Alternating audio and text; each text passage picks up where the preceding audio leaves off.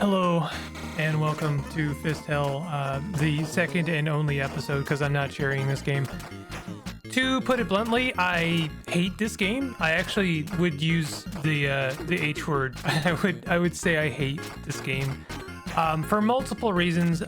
Namely, it's only got two modes: really annoyingly difficult, frustratingly difficult, or piss easy, and like the latter is okay. If you figure out a couple of, I would say, exploits, because they don't feel like methods, they feel like exploits to me, then it becomes a bit more manageable, but then it becomes almost tediously easy.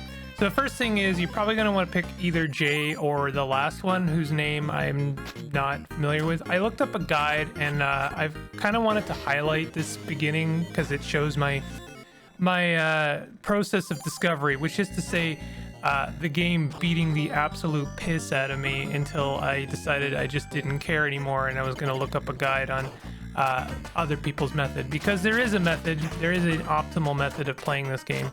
You can see things like I got pretty far. I got to the second boss with my general method that I learned in the last episode, which is to say trying my best and failing, really. Because if you don't know the optimal strategy, then you can just get battered around and pinballed, and it's really frustrating, and there's not really a lot of conveyance to lead you to the expected result. If you find the expected result, then that's great, that's fantastic, and you'll have a much better time. So here you can actually see me employing the expected result. There's a couple of strategies, exploits. The first one being that you don't ever want to finish your combo. You don't ever want to finish your combo because it just kind of leads to an unfortunate result. So when you finish your combo, you do a little kick, and then the guy ends up far away, and then you have to go and chase him down, and it's not great. But if you punch 3 times and then wait a tick, then you'll continue comboing them, and you can basically keep doing that until they're dead. It's the best way of killing every single enemy in the game, and every single boss, including the last boss. Once you know that, then this game becomes a lot more manageable. Not necessarily easy, but in certain circumstances, pretty easy. The second thing is that the hitbox for every single sprite, including your own, is a little bit higher than it is lower, meaning it extends a bit up. And so knowing that you can stand below enemies and punch up into them like I'm doing right there, and there's not much they can do about it. Now, if you end up in the unfortunate circumstance that I did in the first episode a number of times, then they can also do that to you. So I guess there is a little bit of conveyance there. Maybe you can try and like suss that out. And once you do, then things become a lot more approachable, but not necessarily easy. And then with your combo strategy, then that's pretty good. The last thing is the spin kick. The spin kick is actually viable, just not always, because it does do damage to you. I still maintain that part kind of sucks, but there are circumstances in which it is actually important to use that. Namely, when something is approaching you from behind, when you're trying to like land your little combo strike here. By the way, these aliens suck. If you accidentally finish the combo or throw them or kick them, then they get to teleport, and if they don't teleport to the same spot, then you're gonna have to deal with one while the other one is like hopefully locked up in your combo. So that kind of sucks. These purple guys are fine. They look like they're impenetrable. They look like they can just like block all your shots, but that's a very temporary thing, so you can just lock them up in your combo and then you're good. I had a little bit of trouble with this level. Like there's maybe one chaotic moment where you're fighting a lot of dudes, but if you can get past that, the rest of it is really easy. These tentacles seem like they're going to be really nasty, and then you realize they can't move, and you can again approach them from below, so you can just like lock them up in a combo. And in fact, since they don't move, you don't even have to lock them up in your standard like punch 3 times and wait. You can just punch the actual shit out of them and they're done. This last boss is the only one that doesn't reappear in any form, and it's also the easiest in the game. It's the easiest boss. You just kind of stand above their shots, they don't move at all, and then you can like kick all these enemies and you just kind of kick them all. You don't really want to perform this like running kick move all that often, but in this case it's like optimal. That's how you beat him, because you can't punch him, you have to kick these enemies into him. You do that for a while, quite a long time, and then finally you're done. This last stage sucks. It really sucks. There's basically like 3 sore spots. This beginning is not great. It can wear you down a little bit. There's quite a lot of enemies, and basically any part of the game where there's a lot of enemies sucks because you're going to take some damage either from doing your spin kick or just from, you know, the chaos. And then this part here, this is the, if I was going to try and cherry this game, which by the way, yeah, you have to do it without using any continues, and to hell with that. To fist hell with that. If I was going to, this probably would be the part that kills me more often than not, because fighting 3 aliens really sucks, because you just kind of have to hope to get them in a spot where they don't, you know, teleport behind you. The guide I looked at recommended just standing on one side of the screen so they can only teleport in front of you, which is great, but then you still kind of have to hope that all of them land in the same spot. Then you end up in the mansion, or whatever this is. This is the current mayor's mansion, and it has the best soundtrack in the whole game, and it's very temporary, which I think is kind of unfortunate. I really, really like this soundtrack. In fact, it almost syncs up with your standard combo, which is really cool. It's got like a really nice little bass line riff that I like a lot. And it's pretty easy. It's actually one of the, like, it feels like a lot, but there's actually a lot of recovery items, and there's a lot of opportunities to just kind of like batter the enemies and throw explosives at them. That's the other thing, is never pick up items in this game.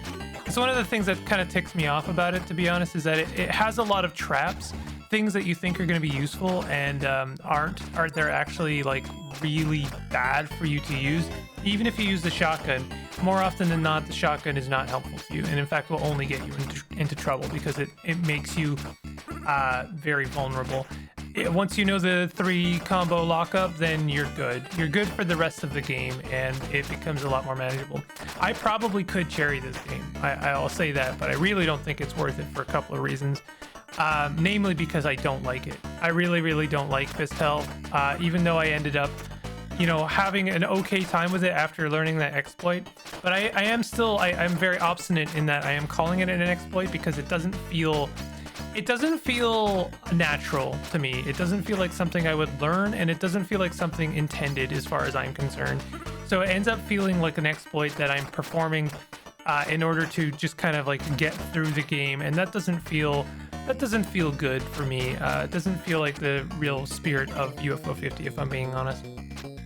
Then we fight the mayor, and the mayor is actually pretty easy by themselves. Unfortunately, there's every single ad known to man thrown into the screen, and a few extras, and you know, a couple entrees, and I hate this boss a lot. I died a lot of times to this boss, which sucks because this last stage is really long. You got the beach section, then you have the mansion section, then you have an elevator section, and after all that, then you fight the mayor, and if you lose, you have to do all of that over again, and I really don't enjoy that. But the mayor themselves, you can lock them up in a 3-punch combo, and they're just really piss easy. And that's the frustrating thing about this game, is it's, you know, chaos aside, once you learn that method, it does kind of simplify things a little bit. And I don't know, nothing about that really feels good to me. But yeah, this last boss is really frustrating because you just, like, every single ad is throwing shit at you and bombs, and it's really hard to keep track of absolutely everything. And also there's werewolves jumping at you from, you know, maybe off screen sometimes even, and it can make it really, really difficult to just kind of lock up the boss. Even in their second form, you'll see there, yeah, they get a couple of extra moves, and yeah, they can block your attacks, but again, just lock them up in their 3-punch combo, and you can just kill them that way. But more often than not, I was taking damage from all of the ads, more so than the boss. It was really frustrating. This one here, I almost like threw my controller out the window, because it's just like, yeah, I could absolutely win this if not for the fact that there was like every single ad thrown. And then finally, I managed to pile drive them into a situation where the ads couldn't get me, and finally kill them. And then we get, I would say, one of the biggest piss-offs for UFO 50, and I hate this trend more than I can tell you, is we get a bad end because I didn't finish the game in the perfect optimal way, is Jay's mom dies and the city is overrun with monsters. Because I didn't finish it, you know, without using up any continues, we get a piss off ending, and that does not motivate me, by the way. That has never motivated me. I didn't like it in Cave Story, and I'll die on that hill. I swear to God.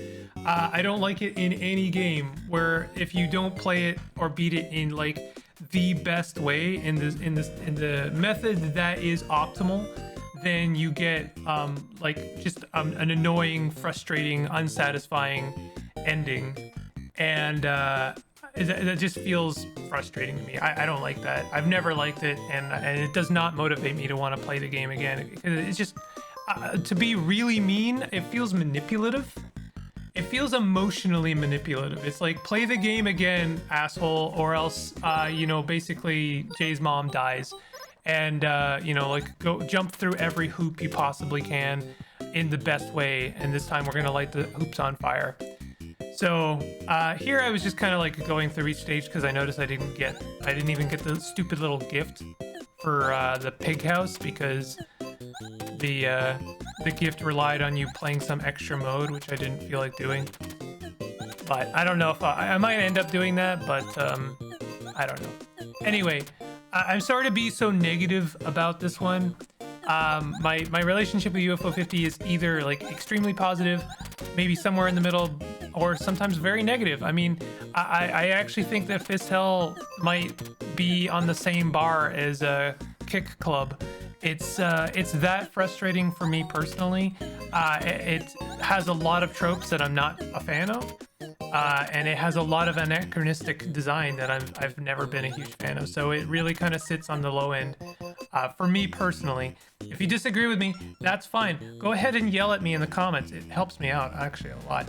And if you want to hit the like button and consider subscribing, I will appreciate that as well. I'll see you guys next time. Take it easy. Have a good one.